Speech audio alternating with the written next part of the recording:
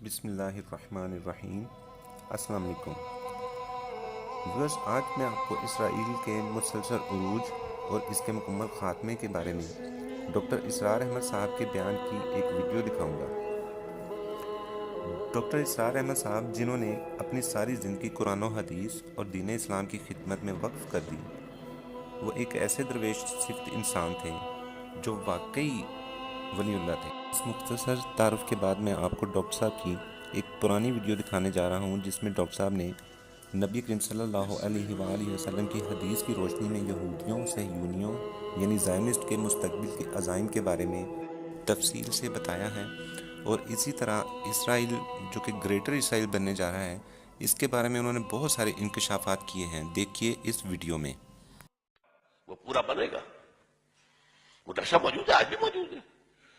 Protocols of the elders of the Zion 1897 میں انہوں نے یہ نقشہ دیا دنیا کو، ایک سانپ اس کے گرد ہے، اور وہ ان سب کے علاقوں کو یہ لے کر کے گریٹر اسرائیل بنائیں گے۔ کیوں بنائیں گے؟ اس لیے کہ 1.5 کروڑ اسرائیلی دنیا میں ہے۔ ابھی تو 35 لاکھ آیا ہے صرف، موجودہ اسرائیل میں کتنے ہیں؟ 3 ملین، 3.5 ملین، اللہ نہ کر سکتا۔ وہ کہتے ہیں سارے اسرائیلی جو یہودی اب یہاں لائیں گے، اس کے لیے ہمیں رقبہ چاہیے، ہمیں گریٹر اسرائیل یہ ہم بنائیں گے، اور یہ میں نے جیسا کہ عرض کیا کہ حاصل ہوگا۔ Number 1 Armageddon, number 2 greater Israel, number 3 demolition of مسجد اقصی اینڈ قبۃ الصخرہ۔ مسجد اقصی اور قبۃ الصخرہ، پتہ نہیں آپ کو پتہ نہیں معلوم ہے کہ نہیں، یہ اصل میں یروشلم کا ایک ماؤنٹ ہے، ایک پہاڑی ہے جسے ٹیمپل ماؤنٹ کہتے تھے۔ اس ماؤنٹ کے اوپر حضرت سلیمان علیہ السلام نے معبد بنایا تھا، عبادت گاہ بنائی تھی، وہ اسے ٹیمپل کہتے ہیں، ہمارے مسجد تھی۔ حضرت سلیمان کی بنائی ہوئی عبادت گاہ جو ہے وہ کیا ہے؟ مسجد ہے۔ اب وہیں پر جو ہے بعد میں جب سفر شروع ہوا ہے حضور کا بیت المقدس سے، تو جس چٹان سے وہ براق کی جب فلائٹ شروع ہوئی ہے، اس چٹان کے اوپر عبد الملک بن مروان نے ایک بہت بڑا گنبد بنا دیا تھا۔ اس گنبد کے اوپر سونے کی پتری شاہ، وہ جو مسجد عمر تھی جہاں حضرت عمر نے نماز پڑھی تھی، وہاں پر مسجد اقصی ہے، اور وہ جو ہے ٹیمپل، وہ جو ہے ڈوم آف دی راک، قبۃ الصخرہ، صخرہ چٹان کو کہتے ہیں، چٹان کے اوپر ڈوم ہے۔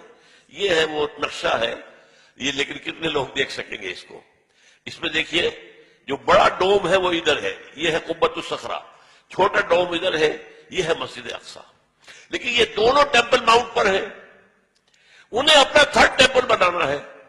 یوں سمجھیے یہودیوں کا خانہ کعبہ تقریباً 1900 برس سے گرا پڑا ہے۔ سن 70 عیسوی میں گرا دیا تھا ٹائٹس رومی نے، ہم نے نہیں گرایا، رومیوں نے جو بت پرست تھے انہوں نے گرایا تھا، اس وقت سے گرا پڑا۔ اب انہوں نے بنانا ہے۔ سن 67 میں انہیں قبضہ مل گیا۔ سن 67 سے پہلے ایسٹ یروشلم جو ہے وہ جارڈن کے پاس تھا۔ 67 کی جنگ میں جو ہے انہوں نے جیتا ہے، اسے واپس لیا ہے، اور وہاں پر وہ اب اسے گرانا ہے۔ یہ ہے 3rd Armageddon, number 1 greater Israel, number 2 اور ڈیمولیشن آف مسجد اقصی اینڈ قبۃ الصخرہ and construction of the 3rd temple, اور نمبر 4 وہاں لا کر رکھیں گے تھرون آف ڈیوڈ کو۔ یہ پتہ نہیں شاید پہلی مرتبہ علت سن رہے ہو آپ، مجھے بھی آج سے 2 سال پہلے جب پہلی مرتبہ میں نے پڑھا میں حیران رہ گیا، یہ کیا ہے؟ حضرت داؤد کا تخت کہیں محفوظ ہے؟ ہاں، یہ ایک پتھر تھا جس پر حضرت داؤد کو بٹھا کر تاج پوشی کی گئی ہے، اسی پر بٹھا کر حضرت سلیمان کی تاج پوشی ہوئی۔ پھر جب حضرت سلیمان نے یہ معبد بنا دیا، وہ معبد میں رکھ دیا گیا۔ اس کے بعد کسی بھی اسرائیلی بادشاہ کی تاج پوشی وہیں پہ بیٹھ کر ہوئی۔ جب ٹائٹس رومی نے سن 70 عیسوی میں گرا دیا ان کے ٹیمپل کو، وہ پتھر لے گیا، وہ پتھر روم گیا، روم سے آئرلینڈ گیا، آئرلینڈ سے اسکاٹ لینڈ آیا، اسکاٹ لینڈ سے برطانیہ میں آ گیا، انگلینڈ میں آ گیا، اور انگلینڈ میں 14ویں صدی عیسوی میں اس پتھر کو ایک کرسی کی سیٹ کے طور پر لگا کر یہ تھرون بنا دیا گیا۔ اور یہ جو ان کی پارلیمنٹ ہے، ویسٹ منسٹر کی پارلیمنٹ جو ہے اس کے ساتھ جو چرچ ہے ویسٹ منسٹر ایبے اس میں رکھا ہوا ہے.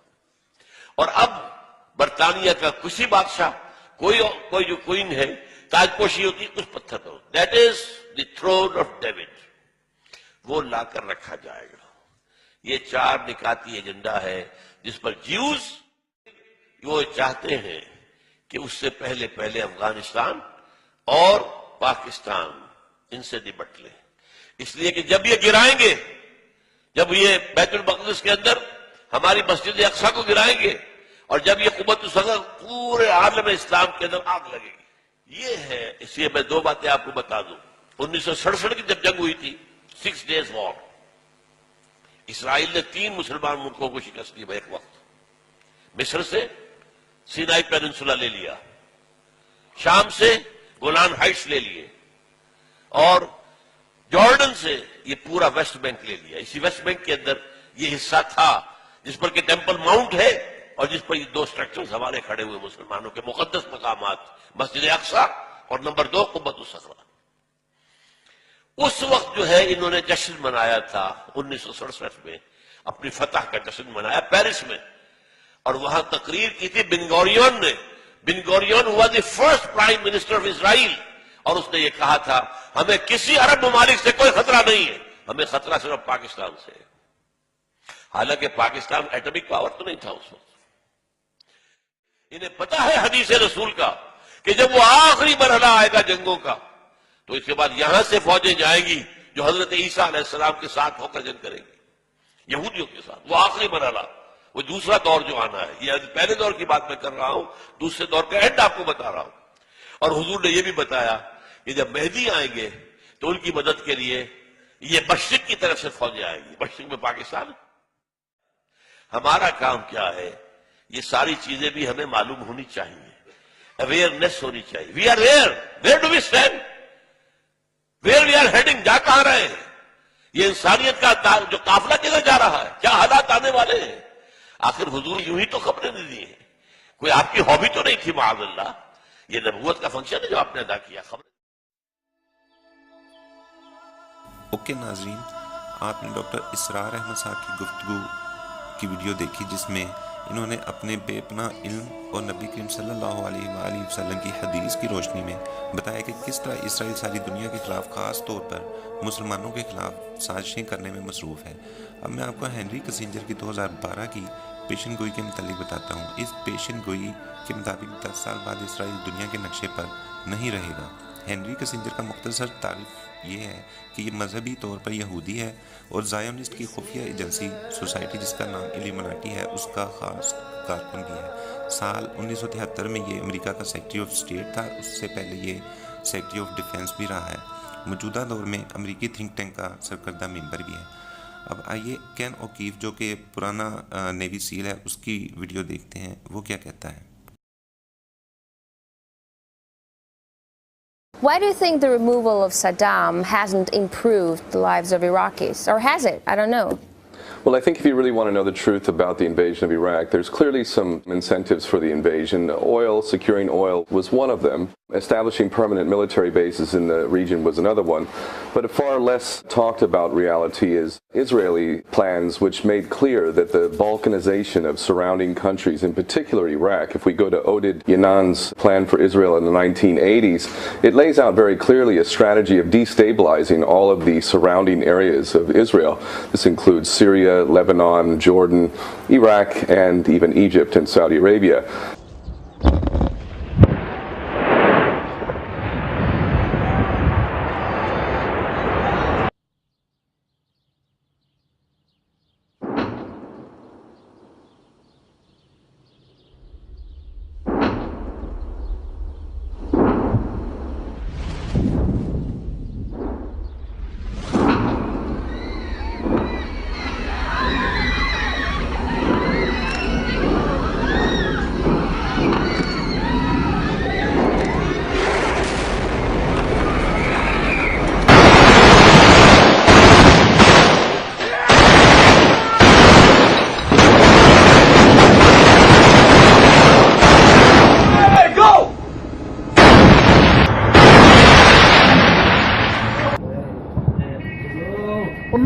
ऊपर।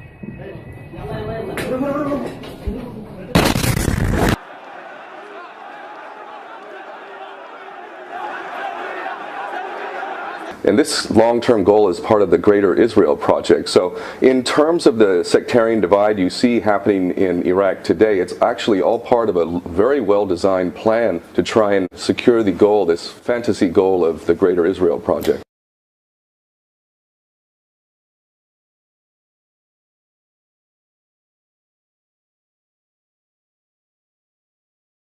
Okay, but why would Israel benefit from an unstable Middle East, an unstable Arab nations? Because what we see that this instability actually is followed by fundamental Islam, and people who are overthrown indeed, yes. are either replaced by fundamentalist powers or there's just more sectarian violence that grows.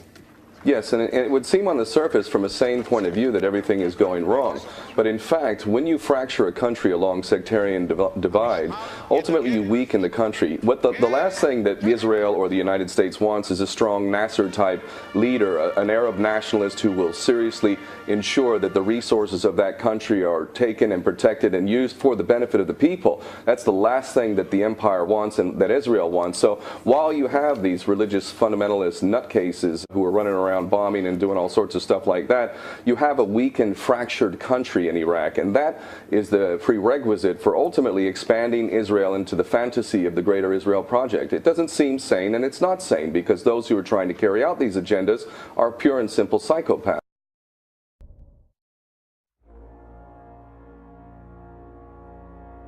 Tensions over Japan's military normalization have risen recently for a number of reasons. Japan is making more moves to guard against China's rise, as are other nations, and China is suspicious of containment. North Korea has also spurred Japan to change. NATO leaders agreed on Sunday to implement a new European missile defense shield. The decision was openly defiant toward Russia, which says that the system could be used to stop its own nuclear missiles and therefore would undermine its nuclear deterrent.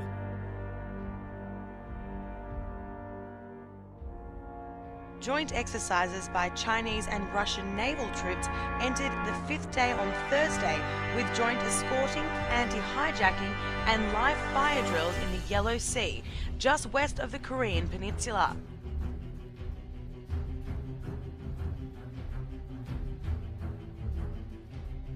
I said, we're going to war with Iraq. Why? He said, I don't know. He said, I guess they don't know what else to do. And by that time we were bombing in Afghanistan. I said, are we still going to war with Iraq? And he said, oh, it's worse than that.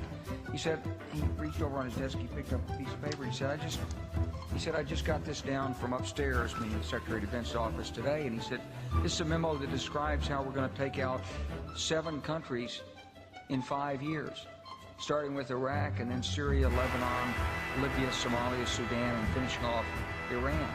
And there's no question that the presence of petroleum throughout the region has sparked great power involvement.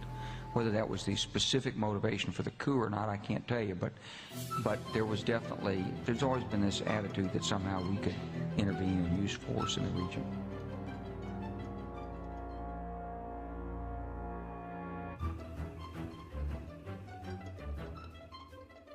A massive buildup is in the works. Thousands of U.S. troops now gearing up to go to Israel. The military is calling it an exercise, not a deployment. But this is one serious exercise. This, as Israel says, they're ready to go to war with Iran. Well, reports are circulating that the U.S. is amassing a greater military presence in the Middle East. The alleged buildup is also rumored to involve the Israeli use of Saudi Arabian airspace. It's thought by some to be in preparation for an attack on Iran.